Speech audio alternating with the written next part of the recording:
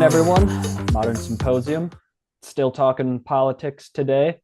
I think this is going to be the second to last one we do on politics. I mean, who knows? Maybe some crazy stuff's going to happen around the election, and there'll be plenty of stuff for us to talk about how moving forward. We'll see. This one's going to be pretty heavy on theory behind different, political ideologies, kind of going into like the philosophy behind the ideas, not so much like what current politicians believe on stances, but like ideas behind stances more. And then next podcast we're thinking about doing probably going to be another Friday fun day. We'll just let loose and see what happens. So Richie, you want to start us off with what a free market capitalist might believe, what a maybe a libertarian stance would look like? Yeah, so I'm pretty I was pretty pumped about this conversation just because I think this is the most important one. When we talk about all of this kind of other stuff going on in politics, I think when it really comes down to it, what most people care about, according to the polls and just kind of according to common sense, is economic policy. And it goes back to a quote I mentioned on a past podcast where a lot of the conservatives on this side look at the liberal side as naive, and the liberal side looks at the conservatives as evil. And it kind of makes sense. And I think that there's a lot of things where possibly both sides are missing.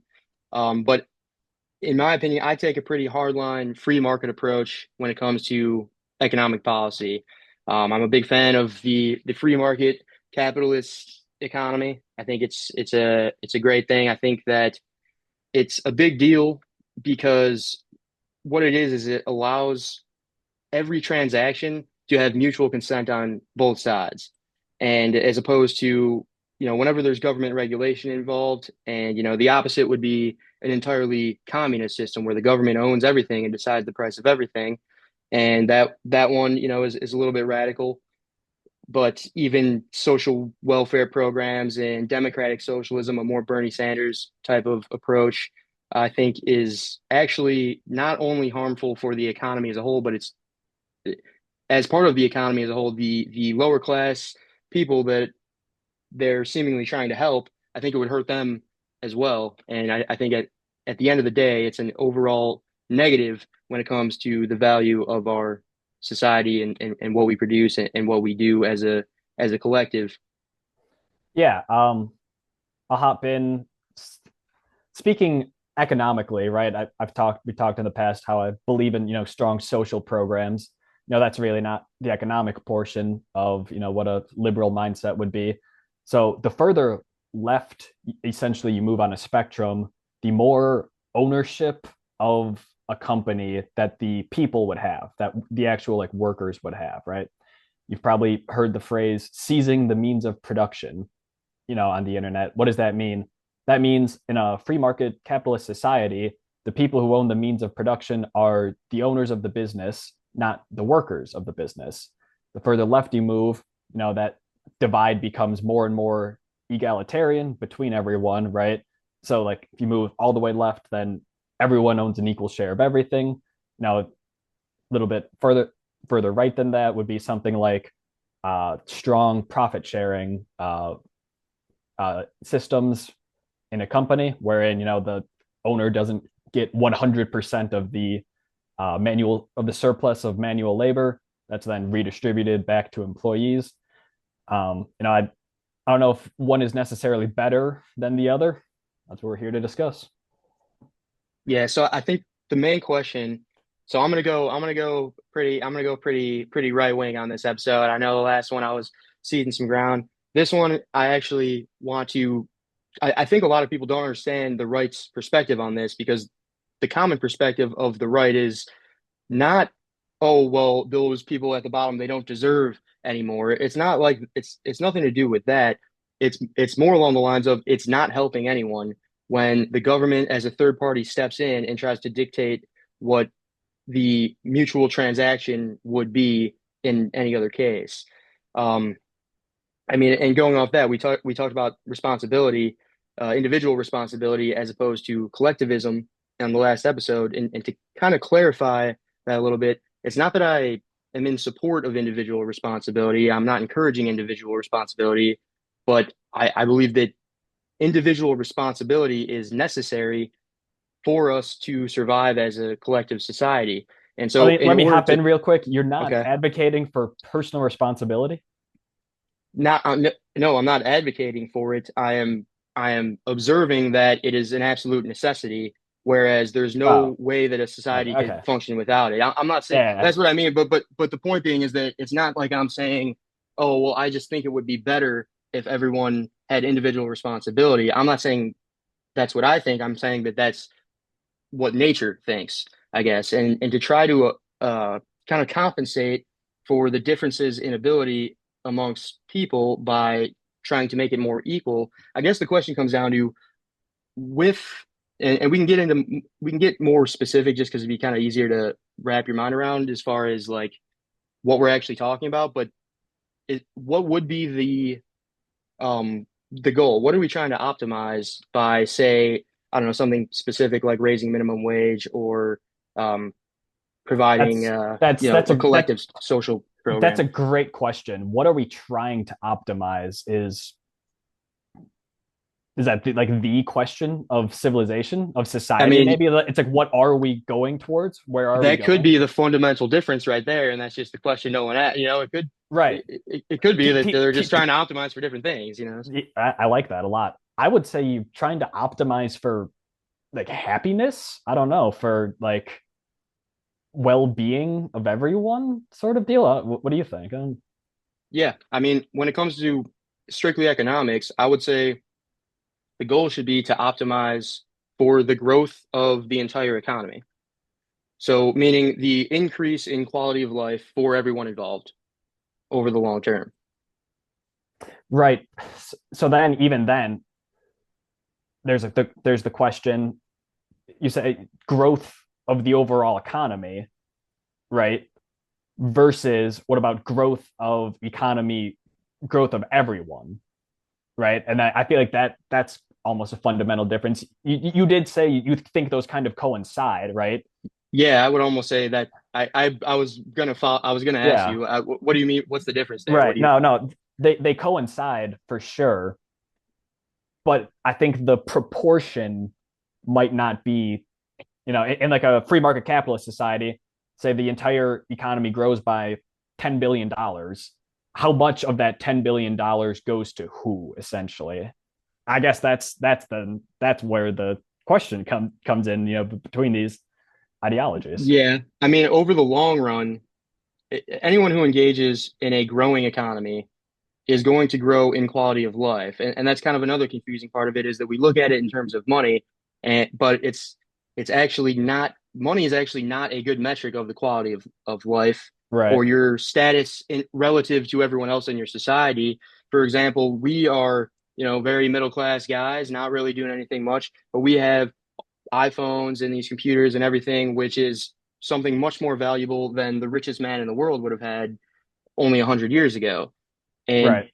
it's for that reason that I think that we let the free markets do what they want, and we let them be free because that is how the funds are allocated to the most valuable receiving end, and then that way that maximizes the growth of the entire economy as a whole and increases the quality of living for everyone. Yeah, free markets are the backbone, I think, of a strong economy for the most part. One thing, so I wrote in my notes earlier, you brought up mutual transactions, correct? Mhm. If all transactions are mutual, then right, the economy is going to grow. That's going to be a good thing for everyone in the long term. Can every single transaction be mutual? Mutual, you mean like mutually consensual? Both sides agree Yes, to it? yes, yes. Consensual is what I Only in a mean. free market, not when there's government regulation involved. Okay, so say I'm a diabetic person, yeah, and I need insulin to live, and there's five people in the entire United States who produce insulin, and they say it's $10,000 a month, and I have to pay that if I want to live. Is that consensual?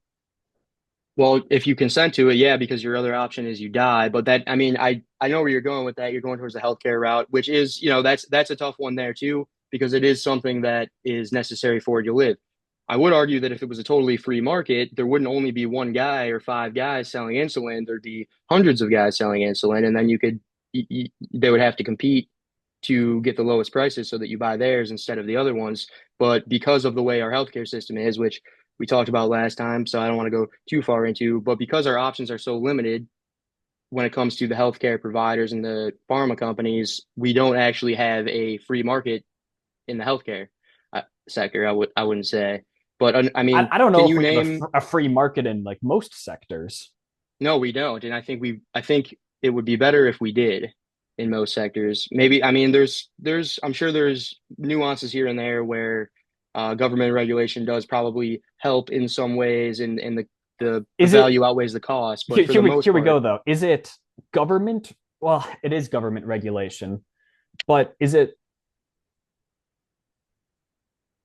not the corporations lobbying for these government regulations to then keep themselves as one of the sole providers of this good or service? right, it probably is, but that's not a free market. That's what I'm saying. We agree on that the money in politics and all of that type of thing is no good. But what I would disagree with is that it's the government's responsibility to implement social programs or or increase the minimum wage or those type of things. Where I guess I mean, what would you say is as far as your stance on the economy as Mm-hmm. someone who's left leaning, like what Mm-hmm. are, regardless of what they're doing now, because right now we've got a bunch of cronyism going on, which we all know about, but just as a more philosophical Mm-hmm. kind of thought process, I mean, what would be a good example of government regulation on the A economy? good example would be something like that, like protection for necessary goods, right?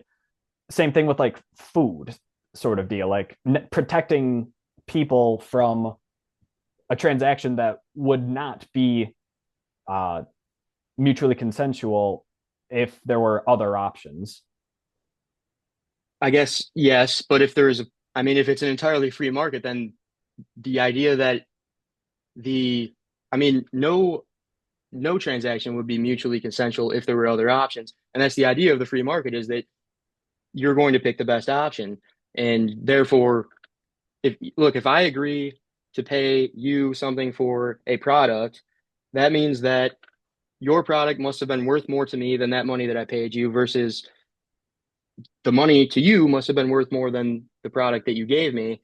And the only way that that's not a mutually consensual transaction would be if, say, the government came in and said, no, you have to pay him more for that product. And now it's not worth it to you. And it's more than worth it for me. I would have sold it to you for less. That's where we start eliminating value from the economy rather than maximizing value. Do free markets not lead to consolidation of industries? I understand, like in theory, you say, oh, there becomes only three uh, food producers in the US. And if those people are charging outrageous prices, then someone would be able to come in, undercut their price. The free market saves everything. But if those three people had bought up most of the arable land in the United States, they are the three main food producers. Would someone else even be able to come in, even without the government stopping them from doing so? Land is a good point because it is a finite resource that could be just consolidated. But I mean, in that case, if they start jacking up their prices to a point where they open up opportunities for others to come in and just, sell the same quality products for cheaper, then But what that opportunity would do you have happen. to come in if you can only buy up 30 acres of land and they have 3 million acres of land? I mean, if you can undercut their pricing and steal, You can't though. that's With their already established their production, they're economies of all scale. yeah. I mean, that's a fair point. Or if you can, I mean, you can innovate. That's the thing is that okay, you might have an oligopoly of sorts in certain markets, but they're not permanent, and the reason they are there is because they're able to sell you the products at a much cheaper price than anyone else is. Because they've eliminated their competition, they had a better price, a more, more Yeah, but value, more value to the consumer. Yes, yes, how is I that a agree. bad thing? That's a good thing. That means that you're getting your product for less money than you would have gotten it otherwise, and the company is selling a product for a profit that is enough for them to continue to grow. And I don't think that's necessarily a bad thing. Now, if the companies start price gouging, then that becomes a bad thing. But the beauty of it is, if they start doing that, then that opens up opportunity for someone else to come in and beat their price. If no, my point being, if no one else can beat the price that these companies are selling their products for, then that means that that is a good price. Yeah, If it no, was no, the like market decides what the price is, and if the market is paying for this because no one else is selling it cheaper, that means that's the fair price. in the beginning of a free market system, I would agree that that's how it works. I believe how it ends up in the long run, though, is that companies consolidate companies, power consolidates power, and then at the end, you're left with only a few giants. And essentially, how could you or me right now start to go up against, like Kellogg's, right? Any of those massive food against Nestle? It's not possible. It's just not doable. I mean, maybe not you or me, but I would bet that I could go up against, say, another employee doing a similar job as me, at my company or a different company who's making more money and has more responsibility. I can go up against them and I can take some of the money that they would have otherwise gotten by doing a better job. I can then take that money, I can invest it in these companies because they're all public, so I can get a share of that and I can eventually build up. Someone like Mark Cuban or uh, any billionaire entrepreneur who's already done that and is at the level where they can compete with other companies can do that no problem. They can compete with Kellogg's if they wanted to. They could start a food company and produce food that's much cheaper, much healthier. It doesn't have poison in it, and all of a sudden they're stealing their market share So you need a huge amount of capital to compete with to like to Kellogg's. begin to Yes, begin to I mean play. to get to play with Kellogg's. Yeah, yeah, but I mean that's obvious. I mean, they Kellogg started off somewhere too. They didn't go from making $50,000 a year to making hundreds of billions in because they just decided to open up a store and that's what happened. It took them 50, 60 years to get there. And so, I mean, as Yes. one person Let, who does not have a let, let, company. let me throw out a theory here. And I don't know the answer to it quite yet. Um, let's say down the line in a free market capitalist society, there's a huge food producer, like maybe two, three huge food producers, right? They start price gouging. Say there's a titan of industry of like a railroad or like an airline, maybe, right? And he has a huge amount of capital. He looks over, he says, I think that's an opportunity. I think that I can come in, I can undercut price, I can deliver a better quality product at a better price point. Do you think that that would be doable for him? Like, do you think that you can go into an industry with established mega giants and disrupt it with enough capital? Yeah, I think so. I think it's possible. You might have it would be a risk that you'd have to take to do that. But if they're price gouging to the point where the food is unaffordable for a large percentage of the population, that means there's a large percentage of the population without food. So I don't really need to make more money than those companies. I can simply just make food and sell it to the people who can't afford their food. And now I've taken market share from them because if they would have just charged affordable prices in the first place, they still would have made a profit and they would have all of the market versus now since they decided to price gouge, I came in, I took some of their market and at the end of the day they end up making less profit than they would have if they just kept their margins where they should be in a competitive free market. Yeah, I don't. Again, going back to like finite resources, there could be instances where you know if there's three land owning giants, they're not going to sell you the land to be able to compete with them, right? I mean that's just not practical in the near future, I don't think. I mean, there's No, it's plenty of not. individual No. farmers, but I do see that case. That is a good case because it's a finite resource where at that point they would be, I mean, it's kind of interesting to think about because they would be similar to governments. in that sense at that Basically, point. yeah. Like If they if you owned own all the the food, land, yeah, you if you own the food, like if you own all the land and food, you'd be similar to just a tyrannical government.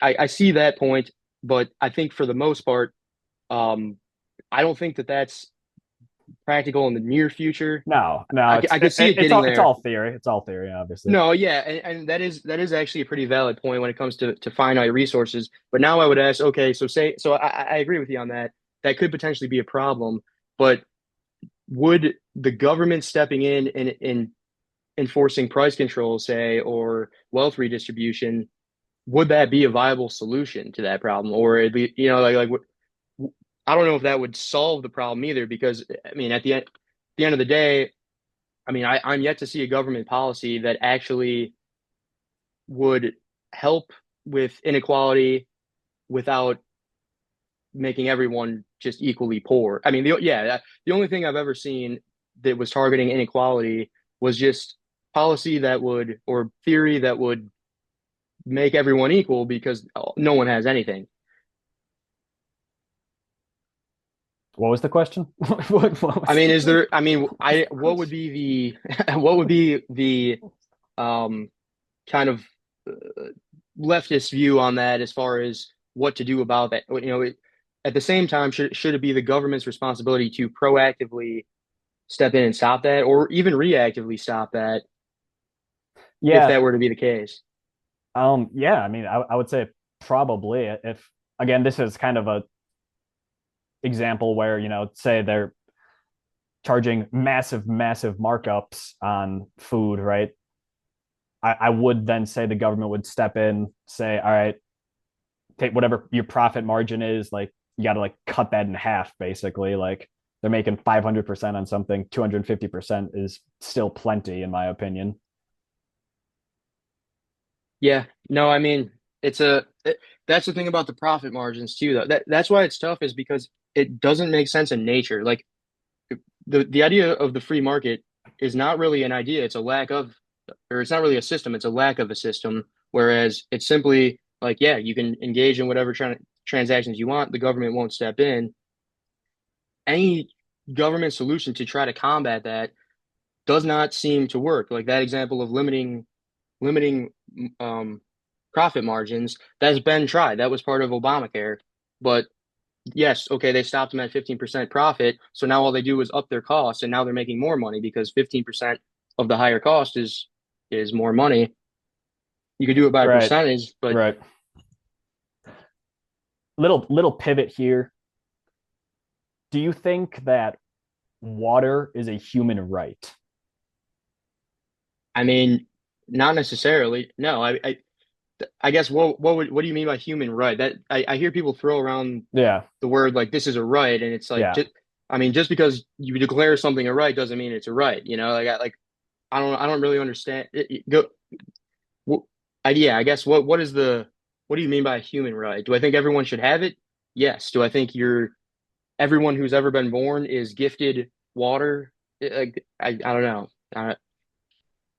yeah. No, so I would think that clean water should not be privately owned, essentially. I would want that to be, a communally held asset, as it were. I wouldn't want people like Nestle buying up, aquifers and fresh water sources. So all right, human right, as in like, should everyone be able to have as much water as they want? Like, no, but should some people be allowed to own most of the water? Also, no. I mean, I guess as far as well, then who? So you're saying it's just who would own it? Like the government owns the water, basically. Like no one. No one owns water. Okay, then who would build who would invest into building, The government. water cleaning stuff and all of this infrastructure? The government. Yeah, I mean, so the government could do that, but I don't think that the government would do it any more efficiently than the free markets are doing it, I guess. I think if the government did that, less people would have water. No, but that's one of the very finite resources on our planet that I do not think should be privately owned, even if the government might be more inefficient at creating water processing plants, I would still rather that not be owned by 13 people. I mean, is it considered a finite resource? I'm not really Clean familiar with water, the. fresh water, yes. I mean, it literally falls out of the sky. How?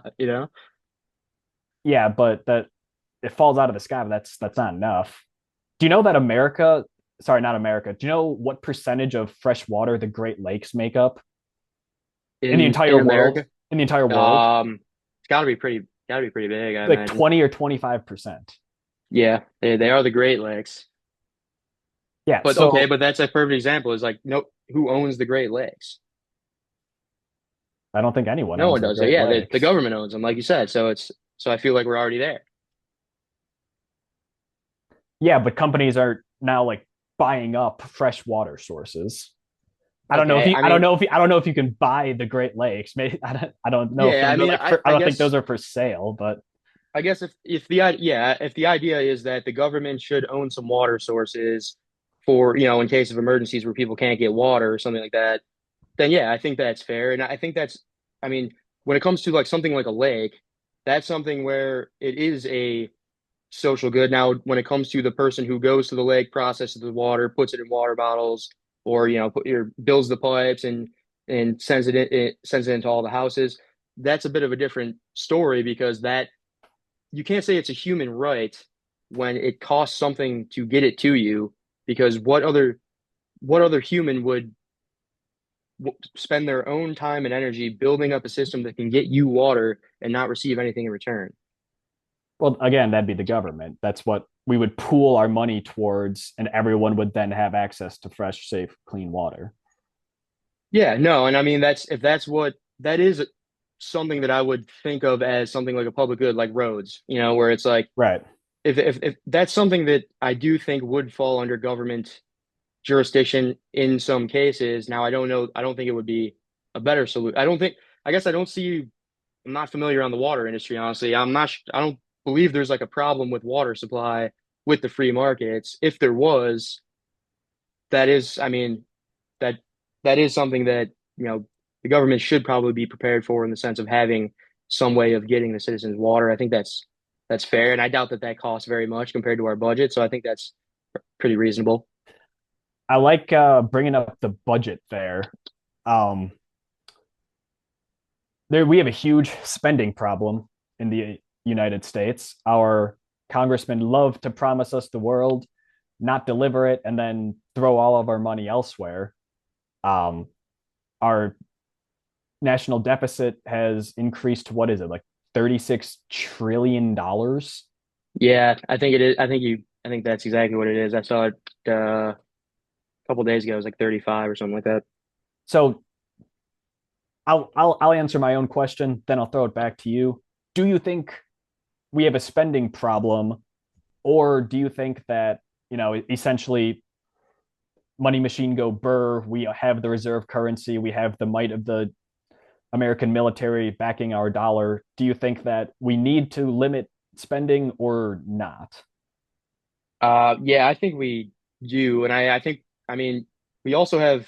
I'd say even more of a problem is that we have a wasting problem where it's one thing if we were spending all this money at a deficit, but we're investing in productive resources where we would then be able to make that money back. But it's one thing if I bought like a big assembly line because then I was going Right. to It's start selling cars right. and It's make it's that one money thing if the back. government's buying us like resources that we can then throw into the production line. Right.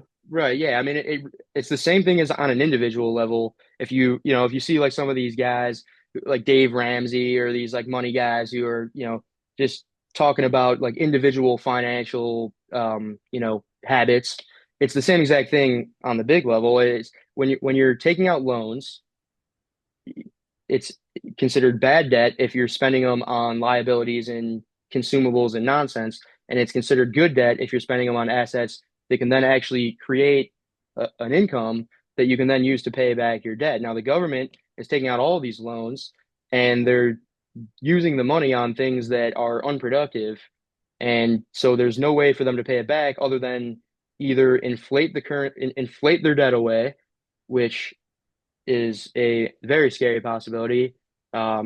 heavily increase taxes because that's really their only form of revenue. I mean, or stop spending, which, you know, very difficult to do when you have politicians who just Yeah. can't wait to give everything away because they want to get your vote. Let me hop in there and say, has the ship already sailed on cutting spending? Everyone Honestly, always, that's I everyone, was kind of going there. yeah, Yeah, I yeah. think so. I mean, I was starting to think that too, because it's very difficult now to put the genie back in the bottle after you have gotten all of your constituents used to this incredible deficit that we've been spending on, and all of these just I mean, some of them are useful, not all of them are wasteful, but it's definitely not an efficient way. I mean, if the U.S. government was a business, they would be Like, yeah, I would short them because they'd be triple D rated bonds. Yeah. yeah, it's I mean, and the thing is too is because of the reserve currency, they can just continue to take out loans to pay back their loans, and it's I mean, people keep people keep giving them loans, and so they're going to keep doing it. But that's really when the problem comes is when people take a look and they say, all right, we're just going to stop buying treasury bonds. And now, as soon as that happens, it creates an absolute crash because now they can't pay back their previous loans. And if they can't pay back those loans, that creates a panic and it's a downward spiral from there. That's what I believe is referred to as the death spiral of an Yeah, the death economy. spiral. Um, Exactly. Exactly. oh, what was I going to bring up? Oh, government spending. I saw a video, I think it was a TikTok, whatever. It said we are rapidly hurling towards hyperinflation. The only way probably to stop it, you brought up the ways to stop it, right? Increase taxes. What politician is gonna, get elected on the campaign? I'm increasing your taxes to help the deficit, right? No one's getting elected for that. So that's not happening. Uh, cut spending, right? This video I was watched said we would have to cut spending by 50% to stop us from heading towards hyperinflation. What would that look like? How do we cut 50% of our budget? It's really just not a feasible thing to do. People love to be like, oh, we spend so much money on the military. All right, all right, take away 10% of military spending, right? That's not Yeah, even that gets you that's not not even much. a fraction of the 50% that we would need. No, I think military spending is like I was looking at some of this stuff recently. I think it was like 30%, something like that. Do you know what the largest portion is? I believe it's like Medicare and Medicaid. I thought it was repaying our debt. Well, yeah, yeah, I guess I thought it was that is probably it, repaying. honestly. Yeah. I guess aside from that, I It's think that's a so good point. most But of that's the thing our is it money goes towards debt repayment, and then we just take out more loans, typically at higher interest rates, meaning we have to pay more in debt down the road. yeah, that's the thing. It's kind of a seems like a pyramid scheme. Now, I'm not a macroeconomist, so there could be things that I'm missing here, but I mean, at the end of the day, we could talk in all the like, political finance jargon and say, and go on all these like economic theories, but at the end of the day is like you said, if it if every time you take out another loan, you are having to pay more in interest and you keep taking out loans to pay back the previous loans, then the interest, I mean, it's compound interest. That's how the hyperinflation spiral starts because it's exponential growth, right? The same way if you invest in a stock and it increases 10% every year, and then, the first couple of years it's slow and you get, 10%, and then eventually you invested $1,000 and it's now it becomes $100,000 or something. And so it's like, that eventually is going to just hit that exponential curve, I think. And I don't know if we have a plan. I like I said, we can't physically cut 50% of our budget, right? Right? Like cut Medicare and Medicaid. You're just really going to leave that many people without health insurance, right? Like cut military Yeah. spending. You're just really going to leave, all of these institutions. Really, what our military is, it's our economic power around the world. We have these massive fleet carriers that impose our will on other countries. We have military bases all over the world. You cut that back, the rest of the world's going to look at us and be like, "Oh, is the giant, starting to crumble?" Yeah. And that's the thing is they would be correct because that's exactly what's happening. I mean, same thing with if you do cut the Medicare, the Medicaid, the Social Security, I mean, really, you're not really helping yourself much either because now I mean, think about all of the revenue that You're you've been hurting receiving. workers, right? You're hurting everyone, and now your overall productivity is going to decrease, and now you're going to receive less revenue. I mean, there's no good solution. We're at the peak of a of a debt cycle where there's really no way but down unless we increase productivity relative to spending, which I highly doubt we do. So I think we're screwed. Yeah. What will we do? Where will we go? Stick around after the break. Maybe you'll know.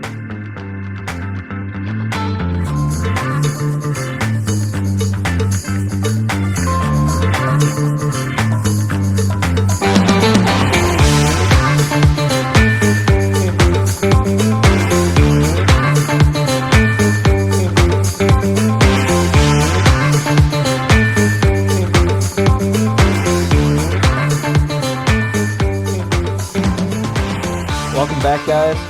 Left you off on a bit of a cliffhanger there. We were talking about government spending, how to curtail it, if it's possible to curtail it. You know, one of the things that is kind of fundamental about government spending is, deciding what are we spending this on. I think that's what you said. We might have a waste problem. We invest in the wrong sort of things. So, what do you think maybe we should be investing in? Yeah, that's kind of my whole basis behind why I don't think it's a good idea to try to spend government money on minimizing inequality, say, because I mean, it's by definition wasteful when you are spending money to contribute to something that is not productive. And so if we want to increase productivity, I mean, you would have to invest in productive assets. So like, I mean, a great example, it's a very simple one and a very easy one, but it just fits the description perfectly, is something like roads, because when you invest in roads, you save the people in your country time and energy to travel to different locations so that business can move quicker and therefore the money circulates faster and that boosts your productivity. Stuff like that. Anything that would save people So, time and energy when doing business. infrastructure, absolutely, Yeah, right? infrastructure, Nice and um, easy. military, obviously. But I mean, other than that, I mean, I'm sure there's plenty more. But I guess any other ideas? I mean, I was just thinking, like, all right, healthcare, right? I mean, that what the well-being of people is an input into productivity. Yes, but I also don't know that the healthcare one. We can kind of touch back on healthcare. So we talked on a past episode about how we both agree our current system screwed up. I think if we were to go say like a government funded healthcare system, I don't necessarily think, I guess everything's trade-offs, right? So yes, that would be productive because you'd have a more healthy workforce. Agreed. Mhm. But I don't think it's the most efficient solution because it is still somewhat wasteful when you're spending money that wouldn't be spent in a free market system. So if like for example, if you were to take the insurance companies out of it and open up all doctors to all people and all pharmaceutical companies to all people and everyone was allowed their free choice in any of the doctors or pharma companies in the sector, the price for treatment would have to be agreed upon by the two parties. So that way the doctor would be higher quality, make more money, the person would get good care, and the care would be worth more than their money's worth. But if you have a universal system, now you're dictating to doctors what their rates are, which I Yeah. don't think is as efficient because it's obviously not the most efficient rate because if it were, it would have been decided by the free market. Um, Let me hop in here. It's not really about healthcare. Uh, Interesting question I wanted to ask though. In a free market system, is there protection for the consumer against price gouging in terms of like price discrimination, right? So say you're a doctor. We were just talking about healthcare, right? This is kind of what popped up. You're a doctor. Someone walks in, and you can clearly tell that this person is not in good health, right? Not wealthy. And they need this sort of operation. So you say, all right, $1,000 for this operation. What is to what's to stop a doctor from charging an exorbitant amount would be every single other doctor. All right, I answered my own question there. Yeah, but I see what you're saying, and you're basically asking about dynamic pricing. Is it fair? Right, like a Is it fair for dynamic me to pricing charge you model. something, then I Yeah. charge this person? Is there protections in a free market aside, I guess, aside from hope of competition in that market? Well, so I think I don't. I mean, I don't think there is, and I don't necessarily think there should be because there's probably a few others, but the one main market that I'm thinking of is insurance. Insurance, you need to have dynamic pricing, otherwise it simply doesn't exist. And Right, again, that would be an inefficiency if you didn't. Like if you have health insurance, it costs a lot more if you're older right, because you're right. at a higher risk, Same or if with you're a same with reckless car driver. same with car Right, insurance, yeah, right? yeah. You total four vehicles, you have to charge that person more on a premium than the guy who's never been in an accident in his life, right? Yeah, and now when it comes to dynamic pricing for say, just regular groceries or whatever, I mean, if you're the idea that companies would charge more to certain people if they know they'd be willing to pay more. I Have mean, we talked that's kind about of the a dynamic pricing model in grocery stores on this podcast? Because yeah, I I know think we've we did talked on a about it very all. early. I think we talked about it on like one of the first episodes we did, which is very like kind of crazy thing to think about. I would under normal circumstances, I would think that wouldn't really make any sense because the effort you would have to put in to determine how much this person's willing to spend would be probably worth less than you would get out of it. But with all the, automation and That's that algorithms and that's shit where now, that's where AI is then coming in into that pricing model. Here's another mhm. part of it that I hadn't seen originally. So the original, I think, very offensive quote that I read was, on a hot summer day, we can charge more for things like water and ice cream. I thought that was a little bit disgusting. But even more disgusting than that is I read they will also use facial recognition data to determine, how much you personally, Richie Mirez, would be willing to spend, not random Joe off the street guy who wants to come in and buy ice cream. So So for are we example, talking like we're talking like okay, so basically they can have something scan my face and you know pull up my past transaction records and yes, see what the highest price I paid before is and yes, charge me that. that Yeah, yeah, I mean yeah, that that here's a couple other examples that are disgusting. How about, ooh, we see you're a female aged 30 and you've bought baby formula 30 times over the last 3 months. It seems like you really need baby formula. $30 a case. so I mean that is definitely a new thing that I don't think has ever been a problem in history before. So it's not like we No. can pull up like some, oh yeah, no, Does Adam this Smith cause solved this problem back, like it's does this cause a market inefficiency? Is this something a government should intervene in? Right. We are just right. discovering this right now. Hasn't even been That's the implemented yet. question. That is the question right there. Was I mean, so being the the free market advocate that I am, the reason I am is because I can look at the actual current theory behind it, and it makes sense because of nature and because of the current system we have. Now you throw a curveball in there like something like that, like you can almost consider this AI. It's almost like an invasive species in a way where it has abilities that we don't have, and we're not able to control it, and it is able to manipulate us. And so in that case, it's almost like, all right, this is a whole new this is now a new landscape that we've never seen before. And obviously, as the landscape changes, the conditions change, and so yeah, maybe the rules need to be adjusted to address that. I'm not sure. I haven't thought it through yet. I mean, it does seem like just because of competition that a company who's going to start charging mothers, a shit ton of money for baby formula, you would think a product like baby formula would not be that hard for Mark Cuban to jump in and make a company in and Right. start undercutting them. But yeah, I mean, like I said, I haven't really much about it, it does seem to change the dynamic for sure.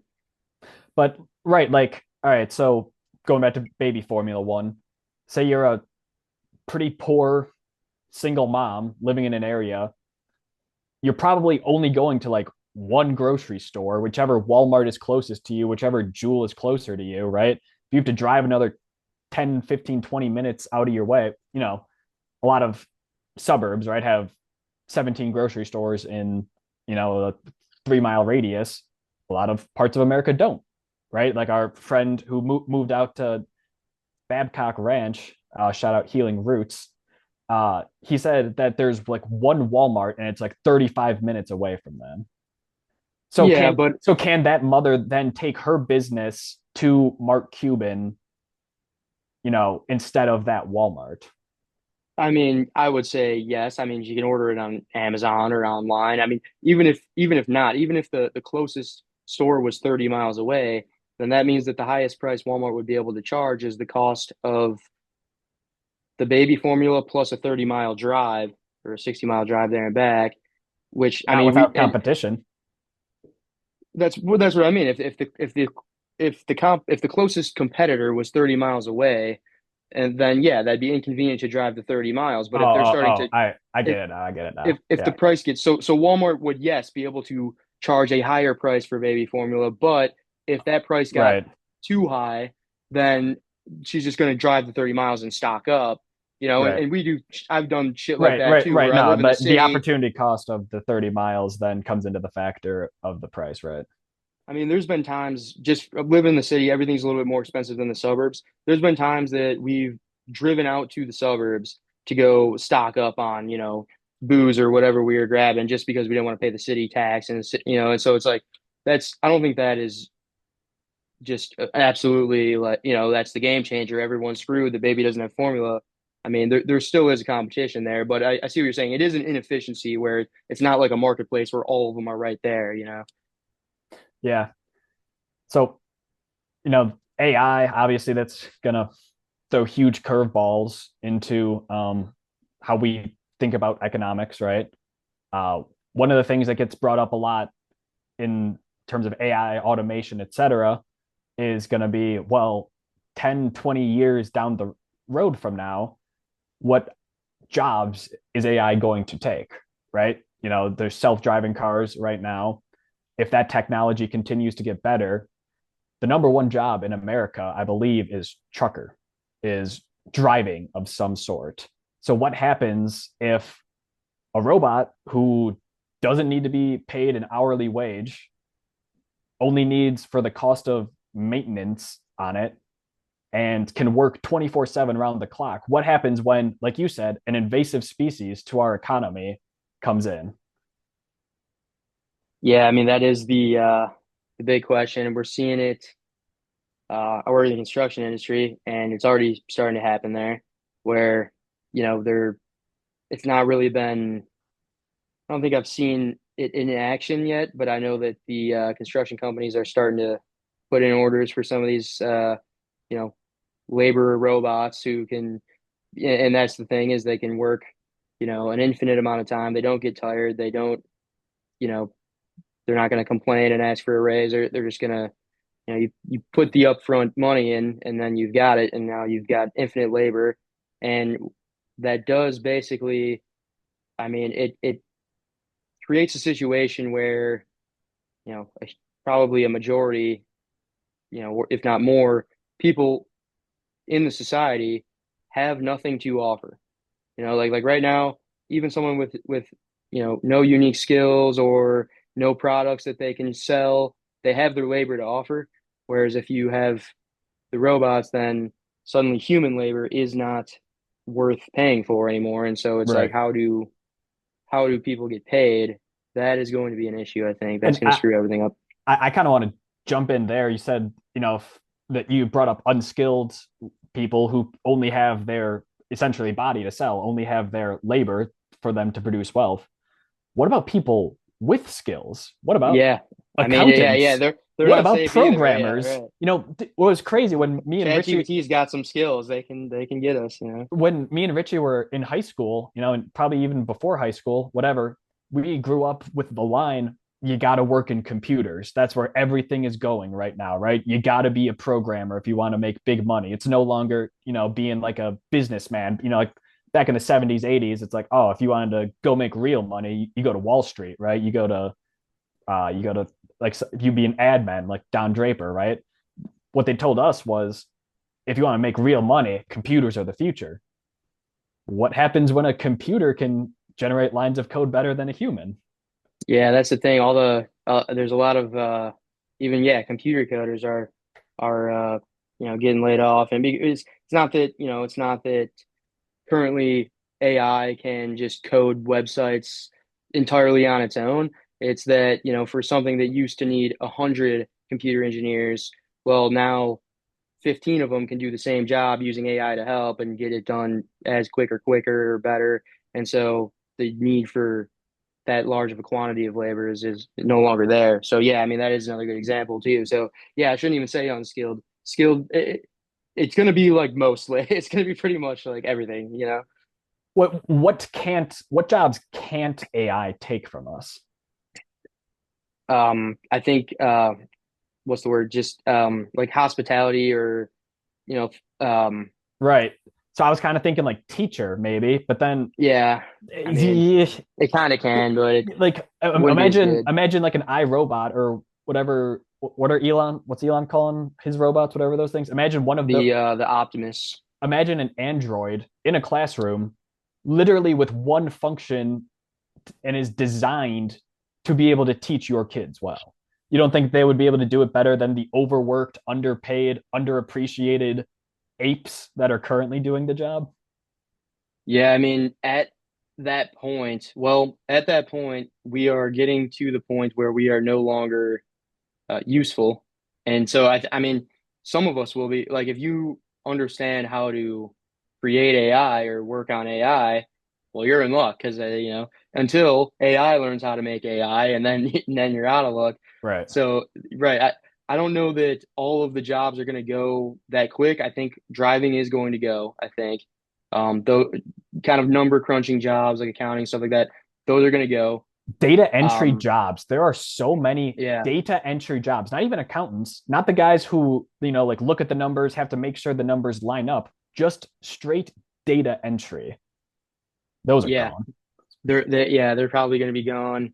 And then, I mean, event, but the bigger picture thing is that like, those are what we can foresee right now. But a year ago, or maybe 2 years ago, we would have never maybe trucks we could have probably predicted, but we wouldn't have predicted something like ChatGPT was going to be coming out this fast. So the scarier question is then like, all right, even if those go, is there anything that's safe? I don't really see anything that's safe. I'm sure there's probably some, but it's like but it doesn't even really matter because at that point, the entire thing is in shambles.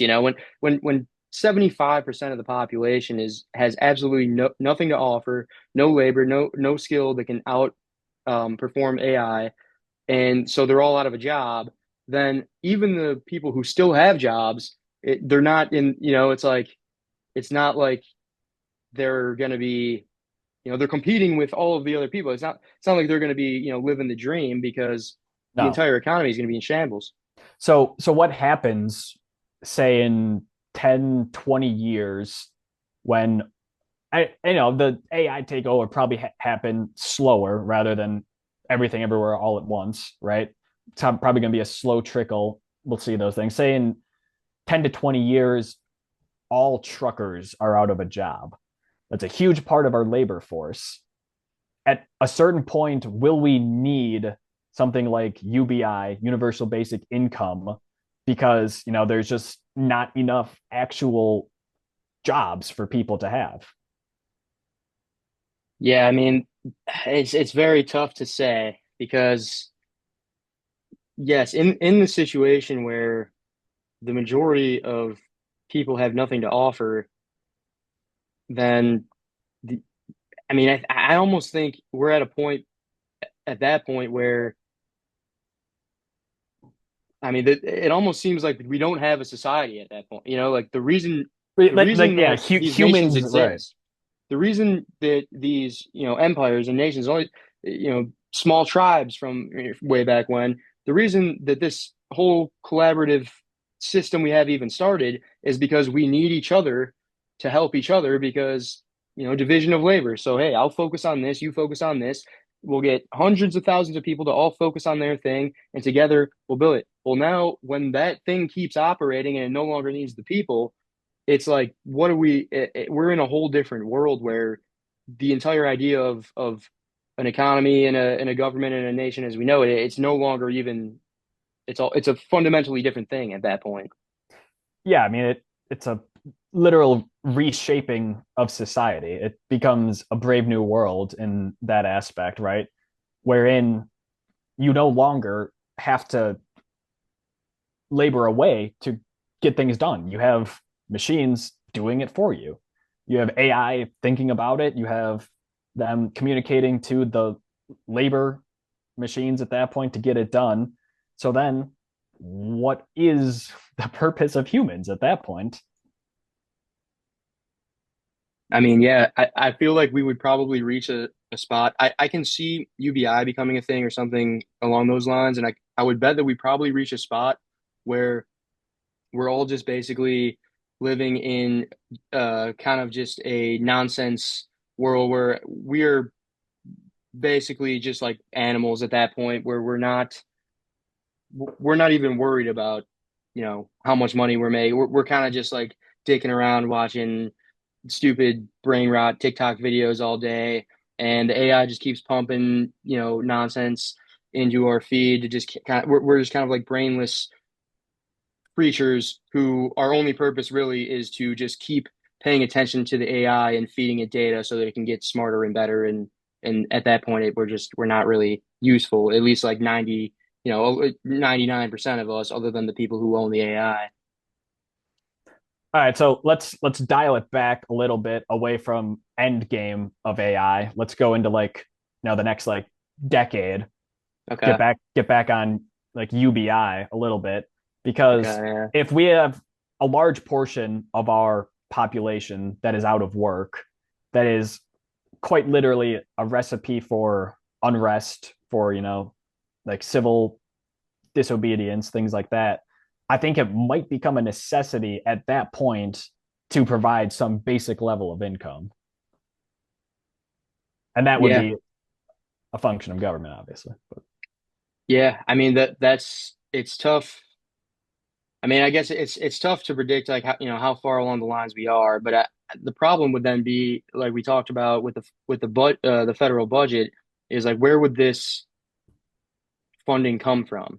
Unless we assume that the AI was so much more productive than humans were, where our productivity increases massively, so we have a much larger budget, then I think that is reasonable. Um, but if it were to just increase the federal deficit or to do some type of, extremely high tax and redistribution or trade off and get rid of, all the other programs that we have, I mean, that would be, potential solution as well as if we did some trade-offs. But I don't know. It kind of depends on like where the funding is my biggest concern, obviously, is in our current state. I don't know that I think it's a good idea. If we see a point where there's a huge portion of the population out of a job and we need to get them some money so that they can spend it so that we can get things back going, then I could see it being potentially a good idea. But right, because we have a budgeting issue, we have a spending problem. UBI sounds like a massive expenditure, which I'm sure it would be. I haven't looked at the numbers on it recently. I'm sure it would not be cheap. Um, where then does the money come from if so many people are out of work, right? Like there's that's yeah, that's I if think there's that was not like if the there's not enough. Keynesian.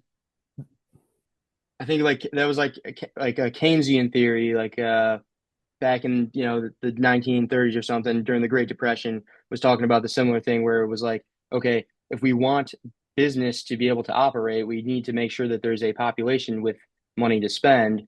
And the problem was that everyone was out of work, so no one was spending money. So then the businesses had to start laying people off and they were going down. And now we had more people out of money, so they were making, and it was just a downward spiral. Whereas, yes, the UBI would have been a good idea in that situation because it would have gave people money to spend to then stimulate it and get it back going again. So I think could be a good idea depending on the circumstances. Yeah, and it's but it becomes another like negative feedback loop in that sense when you say, all right, AI has taken a portion of these jobs. So this many people are without jobs. They can't produce income, right? If they can't produce income, then they're not going to consume. They don't consume, then other businesses won't be able to, pay their people as much or have that many, people on their task force or whatever. So I don't know.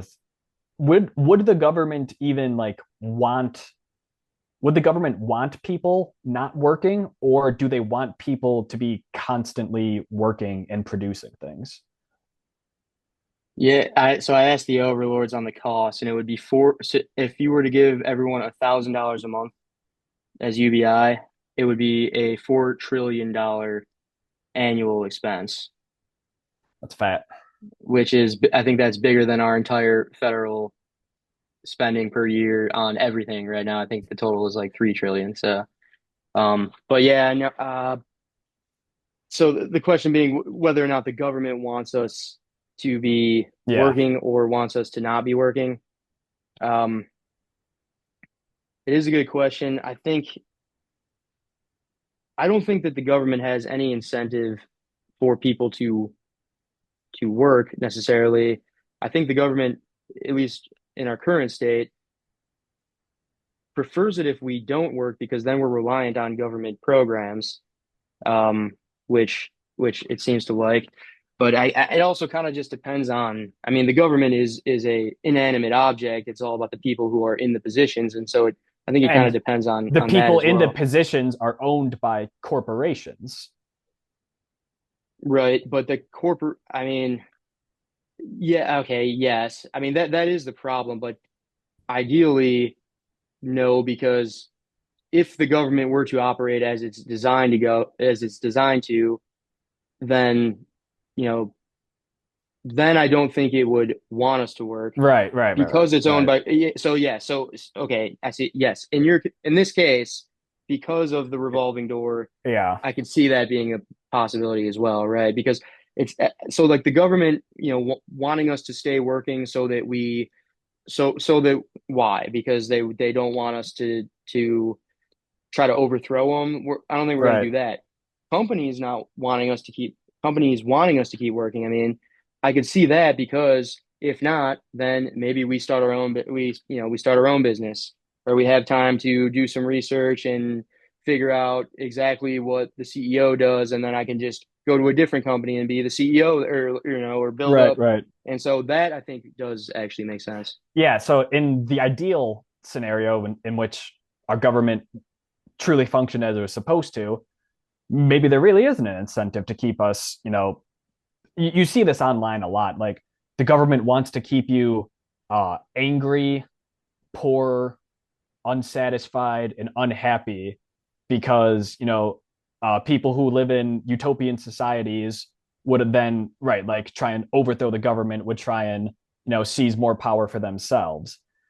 That might not make any sense if the government functioned as it's supposed to, because if everyone is happy, why would you want to overthrow a good situation, right? Like if things weren't, like you said, the revolving door, people, corporations essentially owning our politicians. If that wasn't the case, we would have no incentive to, like be upset with the government. The way it currently is, though, is the fact that they probably do want us to keep working, to keep our heads down, to be grunt menial labor for their task forces, for their labor forces.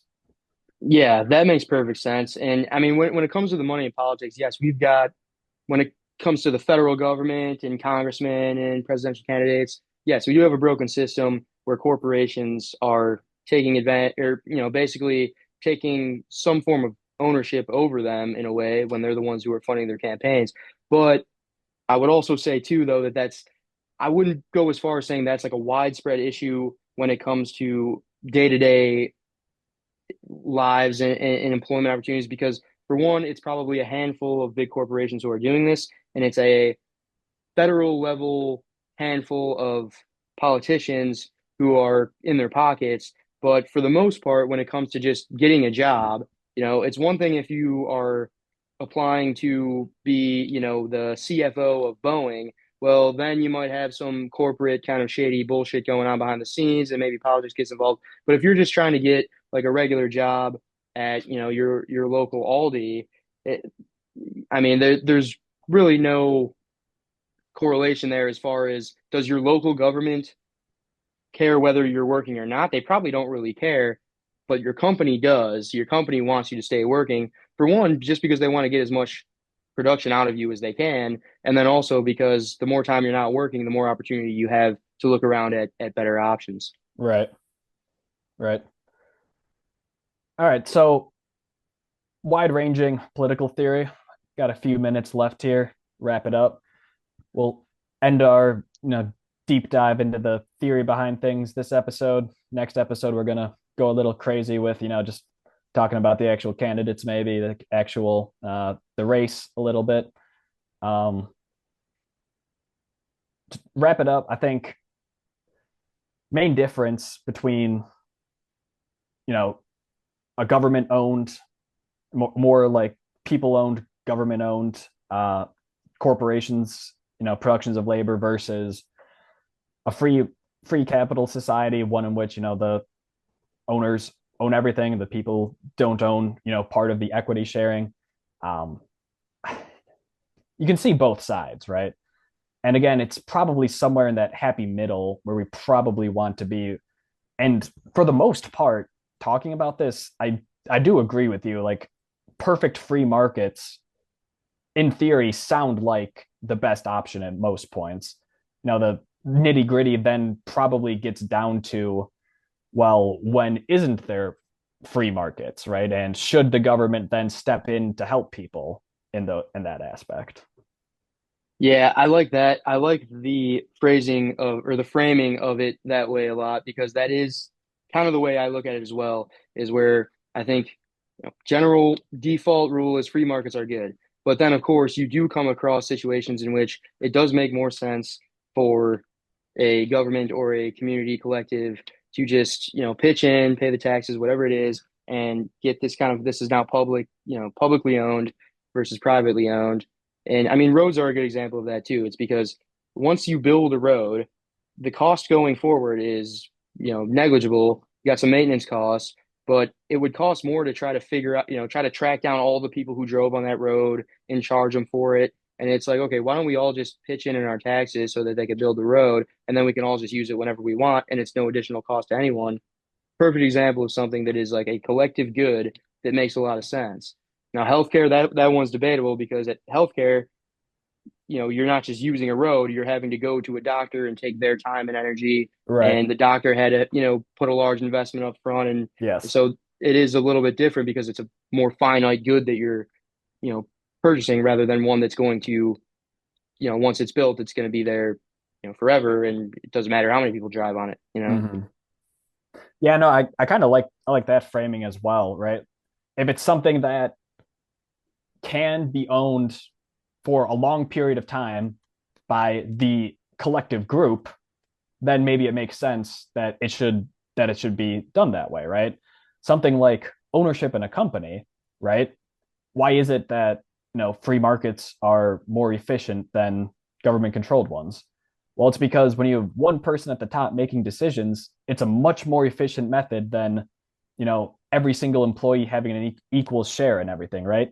It's the same idea behind government as well. Democracy is slow. Democracy takes time, right?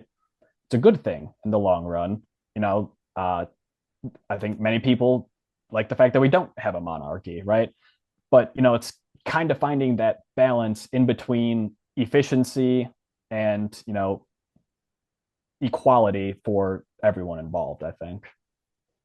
Yeah, I think I agree halfway on that. I think that the the second part of that is correct, where it's like when it comes to government, we do want a democracy, obviously, and if and government is going to be slow, and that's kind of just part of the trade-off when it comes to not having a tyrannical, monarchy. But I don't really agree that the reason that free market is most efficient is because you have one guy at the top making the decisions. No, I don't know that it's that's the not reason. no, it's that's not the sole reason, obviously. Okay, yeah, I mean No. that could be part of the reason, but Yeah. in a lot of examples, it because like the most efficient companies are owned by like hundreds of thousands of people through the stock market, and they all own a share. Now, they don't necessarily have a direct decision, but Right. based on the decisions of the CEO, they will choose to buy or sell the shares. And if they sell the shares and the value goes down, then that CEO is getting booted. And so they kind of have a little bit of a vote with their money. I think the main reason that the free market is more efficient is simply because the incentives align better. I think when people are acting in their own self-interest, they tend to be more efficient. And in the free market, everyone involved is acting in their own self-interest, and they're not hurting anyone because they're, engaging in consensual transactions. So everyone is winning and everyone does better based on how they perform. So they're incentivized to perform better. In the government, you are not rewarded for performing better because it's a public good. Everyone's got to pay the taxes no matter how good you do. So you're going to get paid the same no matter how good you do. And so your time and energy that you would put in to go in the extra mile, you really have no incentive to do that. Yeah. No, I definitely agree there. I think it's a pretty good spot to leave us off on. You any closing remarks? I don't know. Yeah, no, I think that's a pretty good spot. I think it's a good conversation Good, here.